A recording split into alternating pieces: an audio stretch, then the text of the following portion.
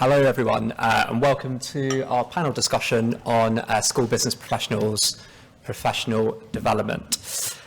So just to begin with a brief round of introductions, I'm Pete Stopford, a policy advisor in the DFE on school funding, with a particular focus on school business professionals. And, Gary? Oh, hi. Hi everybody, my name's Gary Corbin. I'm a Chief Operating Officer and Chief Financial Officer from Diverse Academies Trust, and that picture was pre-pandemic. Stephen. Hi, I'm Stephen Wells, Chief Executive of the Institute of School Business Leadership, and in that photo I've lost my neck, but there you go. Hi everybody, my name's Anne Thomas. I'm Head of Circle Education. We design and deliver mainly apprenticeships but leadership programmes, and my photo's gone walkabouts. Thank you very much all. So what are we here to discuss this afternoon? Well, as touched on in this morning's sessions, if you were here, one of the key differences between the 2018 SRM strategy and the recently published SRM strategy, the refreshed SRM strategy, is a recognition of the importance of school business professionals and the department's role in supporting the professional development of the people who actually deliver resource management in practice. As well as, of course, professional development for other school leaders and indeed governors and trustees too. So before I open up to discussion with panellists, I'm just going to share the department's position and some of the highlights and a summary, if you like, of the support for professionals from the strategy document. So there is a very important role for the department to play in support for SBPs. Firstly, in investment in CPD opportunities, direct investment. Secondly, in using our central government body position to help to unlock barriers to existing forms of CPD. And thirdly, to monitoring and publishing data on the profession, similarly to what is done on the teaching workforce side of things, to help to inform further support. But there's an equally as important role for other organisations to play in, for instance, supply of high quality CPD opportunities, empowering SBPs with choice. And in addition, an important role to play for leaders and governors and trustees in recognising the importance of school business professionals and indeed investing in their professional development opportunities. So the reason we've got a panel discussion is to reflect that it's a collective effort that's required to get this right and provide the best support to school business professionals. So before I get into the questions, I just want to note the initiatives that the department is investing in. So I'll mention 5 or so things, the first of which are the fully funded school resource management webinars. Last year there were 6 modules, and over the past 2 years we've seen over 7,000 unique users accessing those webinars. They are available online and cover what we think are key areas of school business professional practice, including integrated curriculum financial planning, benchmarking, estate management and procurement. And we're currently reflecting on the suite of modules for future years. Secondly, for the first time last year, we fully funded peer-to-peer mentoring for CFOs and COOs or aspiring people into those roles. And we also provided almost fully funded bursaries for a level 7 SIP for qualification in school financial and operational leadership, which was jointly developed with ISBL. And for those 2 initiatives, the bursaries and the mentoring, we're currently reflecting on the evidence from the first year's initiative before decisions around what to do from 22-23 and on. We're also looking at training across the breadth of school business competencies, so namely schools' commercial capability, and looking at specific training across those areas, not just financial. And then there are kind of broader departmental initiatives too, for instance, the revised MPQs with a refined focus on business responsibilities of leaders. And you may have noticed in the white paper mention of a MAT CEO development program.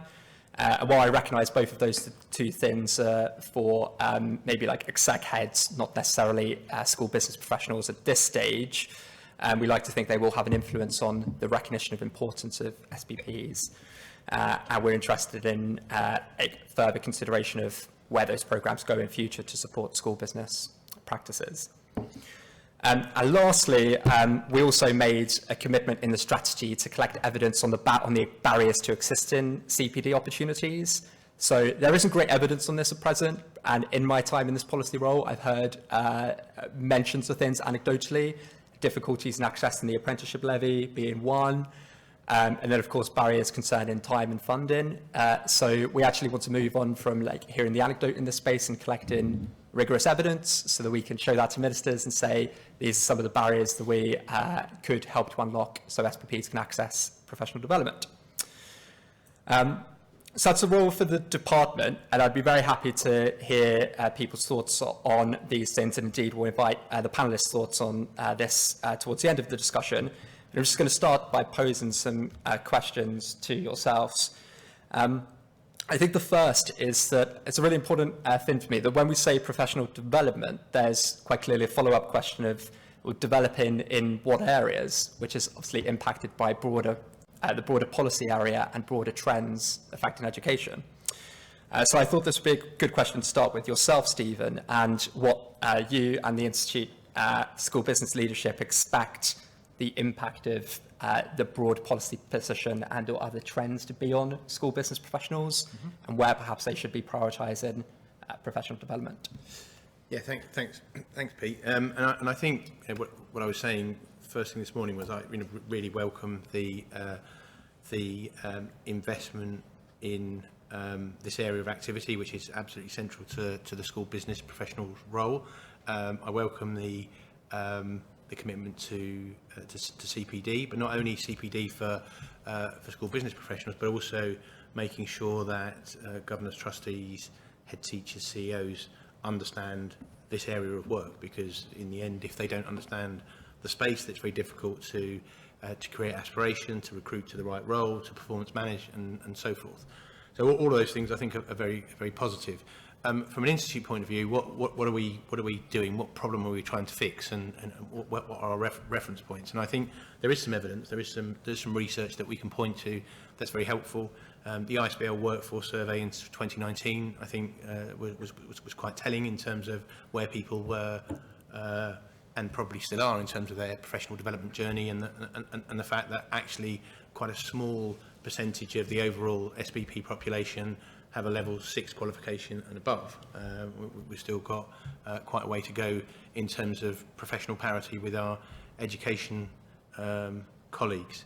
The Hayes Recruitment and Retention Survey conducted earlier this year, again, was quite telling, and I think one of the things that emerged from that piece of research was the real absence of investment, proper investment in SBP, CPD, and I think what was really sobering for me was the fact that in many cases school business leaders had not had any kind of formal performance management for many years. And that's a disgrace, really. And in that context, it's difficult to see how we can go on this improvement journey. So I think the strategy aims to tackle that, to really focus the minds of all stakeholders. And this is a plug in part for my own piece of research, which I hope to publish later this year, on barriers to joined up leadership in the English education system. And we can see from that research many conversations with all sector leaders, with of course school business leaders, with governors, with trustees, and so forth.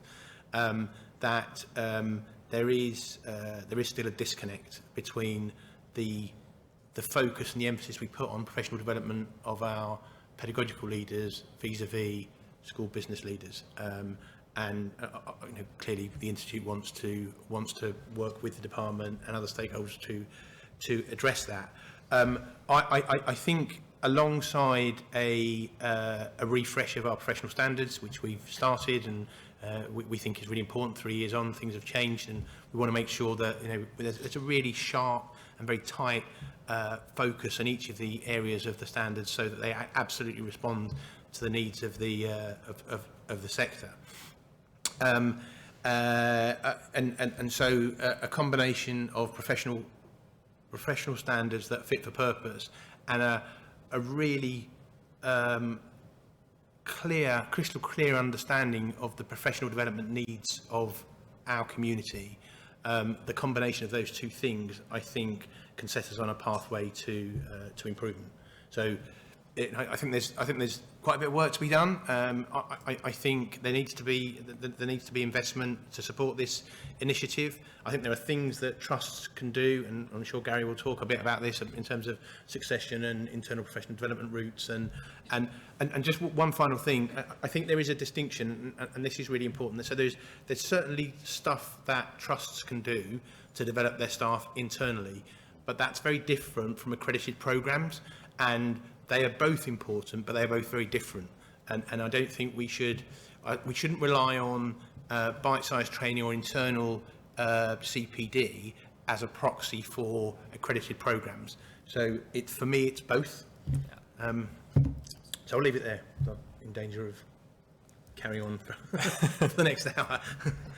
Thank you very much, Stephen. I think you point to some clear evidence there. For instance, the proportion of SBPs qualified to level 7, for instance, is something we're very aware of, and reflect with ministers that for the white paper aim to be fully realised of a full multi-academy trust system, then there will inevitably be people in roles overseeing kind of larger budgets and working to manage resources across large organisations, and that therefore requires the professional development opportunities to be available. But this also does rely on leaders and people within schools also prioritising that too, and the budget that is available to use for CPD. I think Gary's kind of uniquely positioned to pick up on this. So just interested in your reflections, Gary, as CFO, CEO, on how within schools and trusts you have seen CPD opportunities be provided, and any advice you can share on that. Well, speaking to colleagues at events like these and in networking events that I'm part of, I know that my reflections aren't necessarily going to hit and land within all of your contexts of schools. So with that caveat in mind, I just thought I'd share you a little bit of a reflection in terms of how we've approached the development of business professionals in our trust. And I think the first thing that I would just want to start off with, and I'm probably known for a bit of tangent, so here's a tangent warning. I think the first thing is to build a strong foundation, and I'll just talk through a couple of points of how we built a strong foundation within our trust. As a business professional myself, I came into the trust when it was a small trust for secondary schools and one primary school, and at that time my background is human resource management, and I tried to assess the professional development and the professionals that were there at the time. Invited all academy staff that had a role in human resource, outlined what that role might look like, and 21 people came, and not one of those 21 people were professionally developed within human resource management. So I realised I was perhaps up against it from a human resource management development point of view. So clarity of role and responsibilities in all of your settings is part of the strong foundation.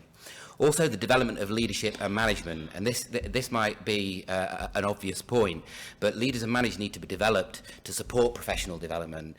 We can provide all the opportunity and we can develop staff, but unless that's supported by leadership and management within your settings, then a lot of the impact of that development is lost. We've supplemented that with some investment in coaching for our line managers as well, because we feel that the coaching approach and the coaching conversation to professional development is key. And then the final bit, which takes a little bit longer than the first two, is integrating business professionals at all levels when reviewing, planning and implementing school improvement. So that integration of school business professionals is key, and it shapes their knowledge and skills that they are required from a professional development to support school improvement. That was a lot of words. I'll get on to the main bit then in terms of how we've actually approached professional development. I think the first thing that we did really was we developed an entitlement as a trust. We developed some resources as a trust to invest into professional development, and that was embedded through our performance management and development processes. We aligned the professional standards to each and every one of our roles, so every single member of staff has a core set of standards relevant to the tiers within the Institute School Business Leadership professional standards, and they are reviewed and every year, and what we do is we create heat maps where we can see where the capacity is within the trust, and that strong capacity levels up the capacity that's needed in those business professionals needing that development. So we use that internal knowledge and capacity, which then out of that, where we need to develop new knowledge or develop new capacity, then that can be the focus of the external development that's needed. So we do quite a lot of internal collaboration, and beyond our trust as well, within our networks through teaching schools, we provide some business professional development as well. So so there's kind of that going off, but what compounds that really is the focus, the ensuring that school business practitioners have access to quality networks. It's really, really important. They can bring back the best practice in our organisation. So we insist, really, it's mandatory for all of our school business practitioners, particularly at a leadership level, to be part of professional networks. We allocate planning time and resources for CPD, because I think if you don't, it's one of those things that you get swept on along with a conveyor belt of school life, and suddenly we haven't planned for the time of CPD. And I guess my final point really, and links to a point that Stephen made a second ago, is on the back of this we need to sustain it. So we develop workforce plans and succession pipelines for new business practitioners to ensure that actually we're sustainable moving forward. So that's really kind of my reflections from a trust perspective. Yeah, thanks very much, Gary. I think the last point in the pipeline and succession is an important one that I expect the department to support with going forward as well. Like, we need to use the data that we collect in a much more informed way to look at and get a really clear idea of numbers in the profession and what recruitment and retention looks like and what trends we're seeing. And it's great to hear how you approach this at trust level as well. We are in a position overall in education funding policy terms where we have obviously the spending review until 24-25. So any increased funding for particular things from the department, of course, isn't new money. So it's important that trusts and schools indeed use funding to meet CPD needs too. So it's good to hear and be able to share those reflections too. If we now go to opportunities for school business professionals themselves, could you pick up on and perhaps give an overview of some of the opportunities that you think are good for professionals to consider and how they're accessible? Sure. I won't go through all of them because we'll still be here at 10 o'clock tonight, I promise. But if I can pick up on a few key opportunities, because funding, as always, is a challenge for schools, trusts, etc. And so the use of the apprenticeship levy, I think, is a real opportunity to be able to spend the money which you're already having to pay to the government. And we think it's really important that there should be a pathway, a professional pathway for school business professionals at those higher levels. So the school business professional apprenticeship is a level 4 apprenticeship, which is absolutely underpinned by the professional standards that have been developed by the ISBL. And this program, or this apprenticeship, is very much for individuals who are starting their career as a school business manager, professional, leader, who is focusing on the operational aspects of the role. But it also, we find, encourages individuals who want to grow and develop their knowledge of those operational responsibilities across the board. Moving on from that, we have developed a Chartered Manager degree apprenticeship for schools, and this includes a school business management degree. To my knowledge, it's the only school business management degree in the UK. Please don't let me know if you know of another one, because I'm so thrilled with this one. And to me, it's such an amazing opportunity, as we've heard, that there are still so many individuals in these roles who don't have the level 6 qualification to be able to study. And you're studying and working, we get that. It is a challenge. But to be able to gain that degree through the apprenticeship programme, I think is just such a brilliant opportunity for individuals. We recognise there are an awful lot of school business professionals who already have the level 4 diploma for school business managers, and or the level 5. In fact, some people sitting here today probably have got the CSBM and the DSBM, which are going back to 2003, 2004. So when we developed our Chartered Manager degree apprenticeship, we looked very carefully at the professional standards, and we've actually pulled it together so that if you've already got the level 4 diploma, you can move straight into the level 5 of the degree apprenticeship. And equally, if you've already got the level 5, you can move straight into a one-year degree programme, because we thought that was a way of encouraging and attracting school business professionals to gain a degree, building on their knowledge and experience that they've already gained through not only their studies, but their experience in the workplace. And finally, and quickly, I'll just mention the senior leader, because I did talk about a pathway for progression. And so we have a senior leader degree or senior leader apprenticeship for school business professionals. So the aim is to have a qualification which will result in a master's, an MBA, for these individuals, specifically in the role of a school business professional, again with the intent to encourage, develop and grow the profession at this level 7. Lots of other qualifications I could mention, as I've said, but I thought I'd focus on these because, for want of a better term, they're probably as free as you're going to get them, bearing in mind, obviously, that you have to use the levy funding. And can I just make one more point about the levy funding? Because I know that there are some academies and schools who do not pay into the levy. That doesn't mean you can't utilise it. There are two options for those who are not levy-funded schools.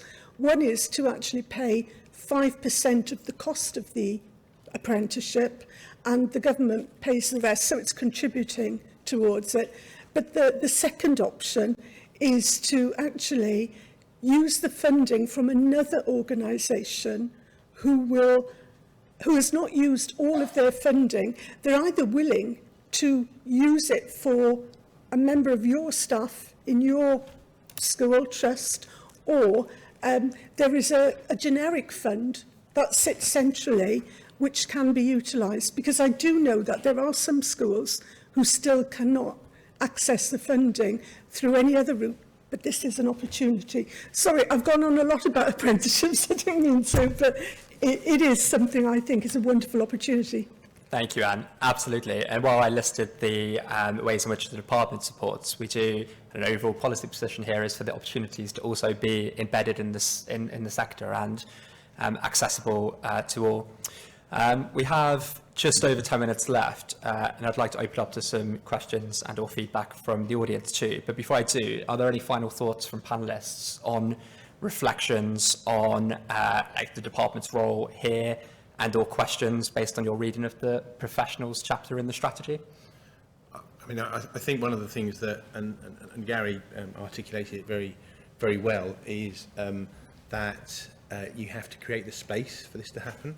I think it's really important, and part of any school or trust strategy has to be to create, if you like, I refer to it as headroom, but there are different ways of describing it. But it's that capacity to grow and to build and to innovate and to change and improve. And improvement doesn't happen. It doesn't happen on its own, and it takes time and effort.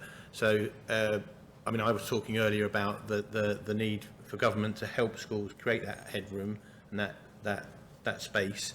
But I think as we build our strategies, and I think Gary's trust is clearly taking that very seriously, you create within your structures the space to make sure that you keep developing, keep learning, keep improving.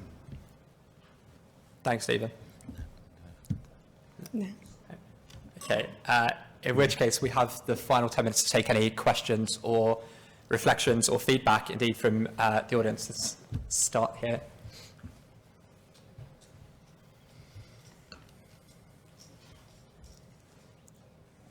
Thank you. I really enjoyed listening to you, especially Anne. I'm a school business leader, currently in a SAT, which is merging into a trust, a multi-academy trust with some other schools in September. So a bit of an uncertain time for me. They don't actually employ SBLs in their trust.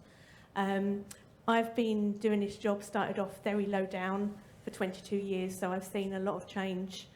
I've done all the pathways I can. I've always sourced my own CPD. I've done the CSBM, DSBM, ADSBM, as far as I can get to, and some other strands along the way. It has always been in the schools I've worked for, different schools, I say Academy now, maintained previously, and a federated school, C of E, beforehand. And it's always been left to me to source my own CPD, my own professional performance management objectives. I mean, obviously they're shared with the SLT and the head teacher, but it's always been me that's been pressured really, probably for my own benefit, and I know that's the case, but because most of them have had to obviously get funded. And I'm glad you mentioned about the levy, because I have been desperately, now this is happening, trying to get onto a level 7 course. And because we do not pay into the levy funding, I've been told by my local authority I can't access it. Unless I go to the new multi-academy trust and ask them, obviously, I'm a bit desperate to try and get anything I can. So it's really good that there is some news out there. And I think really what I can ask is that you continue to promote that, because I'm a network leader in our local area, and I'm also a part of the DFE network, National Network Group, and there are so many professionals leaving because they're just not getting the same recognition. You know, CPD is a massive thing, but my CPD budget in my school, if you saw what the CPD budget is for support staff, which although I'm a senior leader and I'm on the SLT, I actually fall into that CPD budget for support staff, is pretty minimal. And, you know, trying to find 20 odd £1,000 to source a funded course to benefit me and my school is literally not happening. So thank you for putting that out there. Can I just comment on that? Yeah, of course, please do. One, please come and talk to me and I can give you the guidance if you like. I've got the flyer, so Oops, I did. But the other point, you're absolutely correct. And we hear it over and over again about people who say that there just isn't the funding available. And they've wanted to undertake a certain CPD for such a long time. And they finally can do so through apprenticeships. So it can be a challenge to find how to access the funding. Please do come and talk, if not to me, to others within the organisation. We're more than happy to help. But it is just a really great opportunity to access funding. So. Thank you, Anne. Stephen, do you want to come? Yeah, no, I mean, thank you very much for your contribution, and I think you're talking for many. I mean, there are so many people in your situation, your position.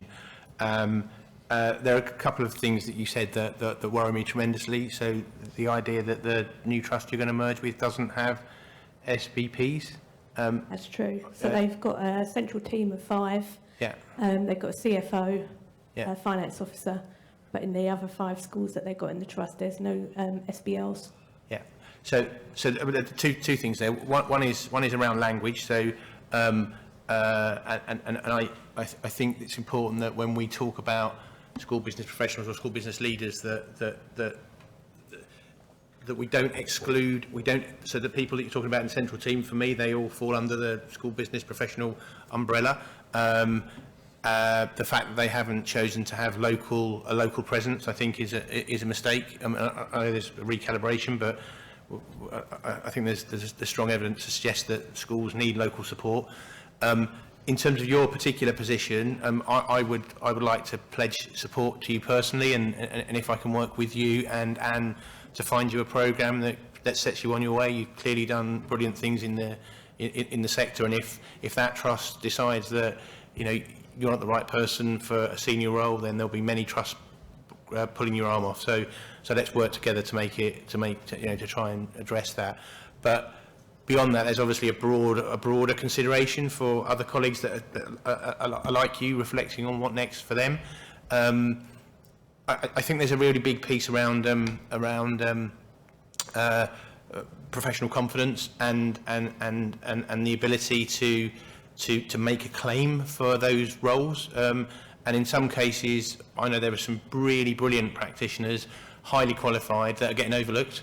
And again, we've got to address that. We've got to fix that. So I'm really grateful for your contribution and your honesty. Thank you. Thank you, Stephen.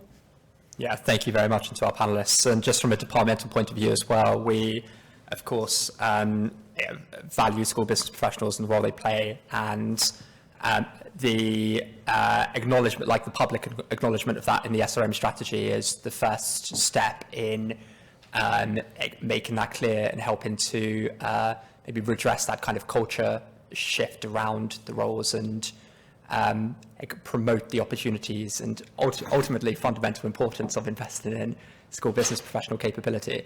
And perhaps there's a more specific role we could play as well in things like sharing of good practice, where we see it too, and using our kind of unique vantage point as the department in shining a light on good practice where it does exist. We have 3 minutes left, so should we take like a few questions and then try and respond to them so we take like 1, 2 maybe questions and 3 at the same time, and then we can try and get to them all. Sorry. It would be great to try and help. Definitely. A dynamic risk assessment, I think, is what's needed there. Whilst we worry about the light falling from the sky, Can people just move from that area just to make sure you are safe? Are you okay, sir? Okay. so I just wanted to say I agree. I think CPD is really interesting. It's an anecdote that I'm sure many of you have heard before, a conversation between a CEO and a CFO, where the CFO says, you know, what if we train these people and they leave? And the CEO says, what if we don't train them and they stay? So I think it's really important that CPD is really high up the agenda, regardless of organisation. But I just quickly, and I know that we're running out of time, I just quickly wanted to ask your thoughts around the difference between CPD and a maintained and an academy setting, because often there is the opportunity to specialise within an academy setting, yet within mainstream and SATs, very much it's a generic role. And often the thing that's thrown at us is, you know, needing to be a jack of all trades and master of none. I prefer to say that we're GPs rather than surgeons, because it kind of brings a somewhat different professional tone to it. But I just wondered, in your opinion, that kind of difference between the CPD journey that individuals within a maintained singular school setting versus the journey that can be made within a multi-academy trust, and what your thoughts are on that. Yeah, a very good question. Thank you. Let's just take the second one at the back there and then answer them together in the last couple of minutes. Can we get the mic to the lady at the back? Via a safe route. Thank you.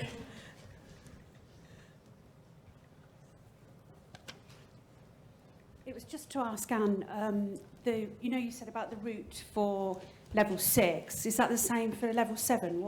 Could you move forward to that with, if you've got the DSBM or whatever? That was the question. You can, yes. Thank you. Thank you.